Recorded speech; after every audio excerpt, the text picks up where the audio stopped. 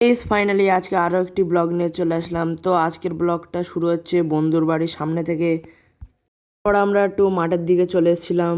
এসে দেখলাম যে হাওয়া হচ্ছিল না, তার উপরে প্রচণ্ড গরম ছিল। তারপরে মসজিদের সামনে এসে দাঁড়িয়েছিলাম ছাওয়ার এখানে।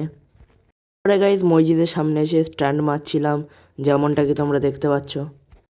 তারপরে আমার বন্ধু এখানে স্ট্যান্ড মারছিল। তারপর দেখো গাইজ ওর সঙ্গে কি হলো। স্ট্যান্ড মারতে মারতে একদম পুরো পড়ে গিয়ে সাইকেল ফেলে দিয়েছিল। তো গাইস আমার বন্ধুর শুধু পাকা মোটা, দেখো আমার সাইকেলের সামনে গিয়ে ডিশ মারছে। গাইস তারপরে আমি আর আমার বন্ধু মিলে পয়সা দিয়ে এই ক্যাম্পারটা কিনে এনেছিলাম। গাইস এখানে কি অবস্থা হয়েছে দেখো, তালা তালা মারা আছে আমার আর ওর সাইকেলে। ও সে চাবি ফেলে দিয়েছে গাইস ড্রেনে, এই দেখো। তারপর গাইস বাড়ি চলে এসেছিলাম। তারপর গোসল করার পর খাওয়া দাওয়া করে বসেছিলাম।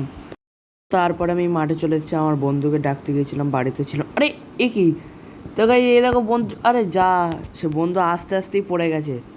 আচমকা এসে সারপ্রাইজ দিল, তারপরে পড়েও গেল গাইস, যেমনটা কি দেখতে পাচ্ছ।